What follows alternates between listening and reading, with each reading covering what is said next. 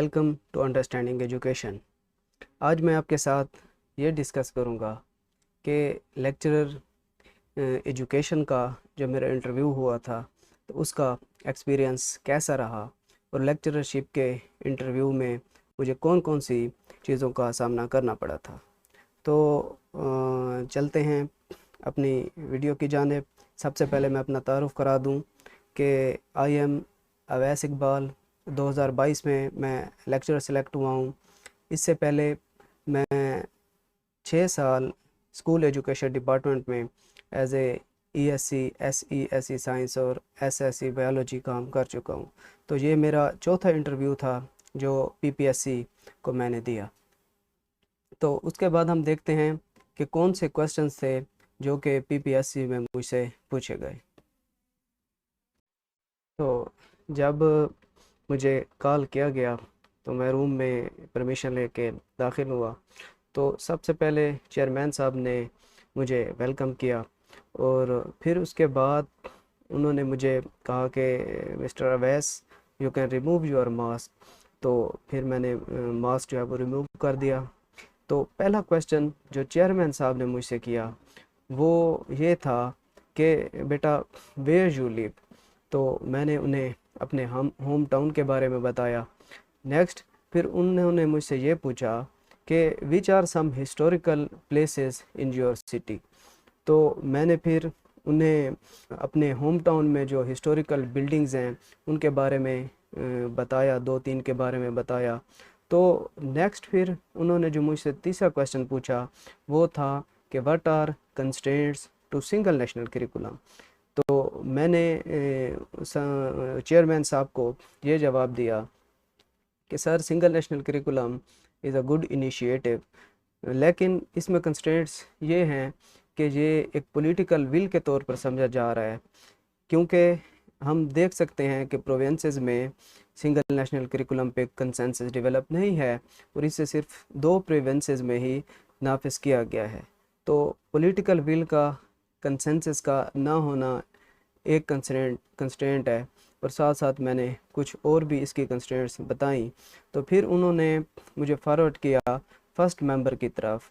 तो first member ने मुझसे जो पहला क्वेश्चन पूछा वो था कि what are laws of learning given by Thorndike. तो मैंने उन्हें लॉज ऑफ लर्निंग में ये बताया कि मैम लॉ ऑफ रेडीनेस है, लॉ ऑफ एक्सरसाइज है, लेकिन तीसरा जो लॉ था थॉर्नडाइक का, लॉ ऑफ अफेक्ट, तो उसका अनफॉर्चुनेटली मुझे नाम भूल गया। एक्चुअली होता क्या है कि इंटरव्यू में एक, आप यूँ कह लें, एक हाई स्पीड टेस्ट होता है जिसमें आपको बाज़ दफ़ा प्रेशर की वजह से, एंग्जाइटी की वजह से चीज़ें भूल जाती हैं। तो मुझे लॉ ऑफ अफेक्ट हालांकि आता था बट मुझे भूल गया। तो उनसे मैंने सॉरी किया। तो उन्होंने मुझे बताया कि third one is law of affect. अब अगला क्वेश्चन उन्होंने मुझसे यही पूछा कि what is law of affect. अब देखें, अगर इस तरह के क्वेश्चन, यानी जो आपको चीज़ भूल गई है और दोबारा आपसे पूछी जा रही है, तो वो एक तरह से आपकी हेल्प करने के लिए ही वो पूछ लेते हैं, क्योंकि वो जानना चाहते हैं कि क्या ये एक्चुअली भूल चुका है या इसे आता ही नहीं था और ये गलत कह रहा था। तो उन्होंने मुझसे फिर नेक्स्ट यही पूछा कि what is law of affect. तो फिर मैंने उन्हें बड़े एक्सप्लेन किया अच्छे तरीके से कि लॉ ऑफ अफेक्ट क्या है, ये कैसे बना, क्यों बना। तो वो सेटिस्फाई हो गए। तीसरा क्वेश्चन उन्होंने मुझसे ये पूछा कि what are challenges to teachers of Pakistan in 2021। तो मैंने फिर इस क्वेश्चन के जवाब में, चूँकि उन दिनों में कोरोना रिसेंट था और काफ़ी अरसे से जो है स्कूल्स बंद हो रहे थे, तो मैंने इस चीज़ को टैकल किया और उन्हें यही कहा कि एक तो बड़ा चैलेंज तो ये है कि हमारे जो टीचर्स हैं कि वेल इक्विप्ड, वेल ट्रेन नहीं हैं टेक्नोलॉजी के यूज़ के बारे में। तो अगर हम डिस्टेंस लर्निंग की तरफ हमें जाना पड़ता है तो हम इसके लिए प्रिपेयर नहीं हैं। तो इस तरह एक दो और भी मैंने जो है चैलेंजेस जो है पाकिस्तान के टीचर्स के एज़ कम्पेयर टू वर्ल्ड उनसे डिस्कस किए। नेक्स्ट जो था, फिर उन्होंने मुझे सेकंड मेंबर की तरफ रेफ़र किया।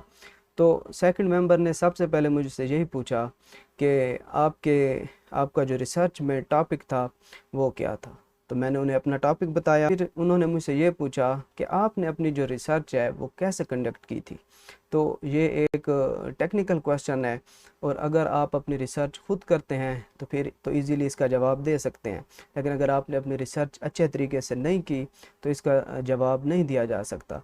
तो मैंने फिर इस क्वेश्चन के जवाब में अपनी मेथडोलॉजी डिस्कस की, अपना रिसर्च डिज़ाइन डिस्कस किया।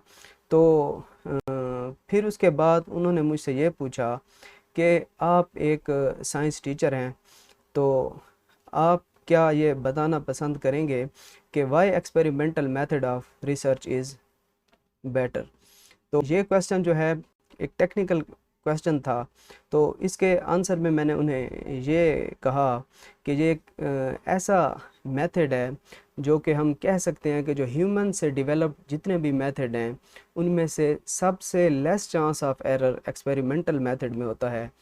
और इसके साथ साथ एक्सपेरिमेंटल मेथड में एरर को भी कैलकुलेट किया जाता है, जिसकी प्रोबेबिलिटी दी जाती है। तो इसलिए हम एक्सपेरिमेंटल मेथड को ज़्यादा प्रेफर करते हैं, इसमें बायसनेस के चांसेस कम से कम होते हैं। तो अगला क्वेश्चन उन्होंने मुझसे पूछा कि what are some drawbacks of experimental method. तो ये क्वेश्चन जो था बड़ा, मैं समझता हूँ कि एक टेक्निकल किस्म का क्वेश्चन था। तो मैंने इसके जवाब में उन्हें कहा कि सर फैब्रिकेशन हो गया, डाटा का प्लेजरिज्म हो गया। तो उन्होंने कहा चलें एक चीज़ हो गई कि जो रिसर्चर की बायसनेस है, अब कोई दूसरा इसका ड्रॉबैक बताएं।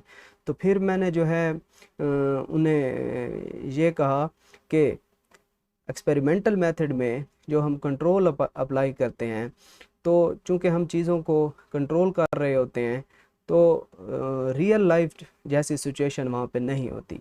अब सोशल साइंसेस में होता क्या है कि जब हम एक्सपेरिमेंटल मेथड लगाते हैं तो कंट्रोल की वजह से लेबॉर्ट्री की कंडीशंस जो प्रिवेल कर रही होती हैं वो रियल लाइफ में प्रिवेल तो कर नहीं सकती। तो जब हम सोशल साइंसेज में एक्सपेरिमेंटल मेथड लगा के उसे रियल लाइफ में अप्लाई करने लगते हैं तो एक्सपेरिमेंटल मेथड वहाँ पे फिर काम ठीक तरह से नहीं कर सकता, और एक तरह की जो आर्टिफिशियलिटी है रिज़ल्ट्स की वो बन जाती है। तो कंट्रोल ही जो है वो एक्सपेरिमेंटल मेथड का एक दूसरा ड्रॉबैक है। तो इस पे वो सेटिस्फाई हो गए और उन्होंने मुझे कहा कि थैंक यू बेटा, यू कैन गो। तो इन क्वेश्चन आंसर्स के जवाब में मैं ये भी आपके साथ शेयर कर दूं कि मुझे कुछ चीज़ों का यानी सामना करना पड़ा। एक तो ये थी कि सारी की सारी जो डिस्कशन थी वो इंग्लिश में ही हो रही थी।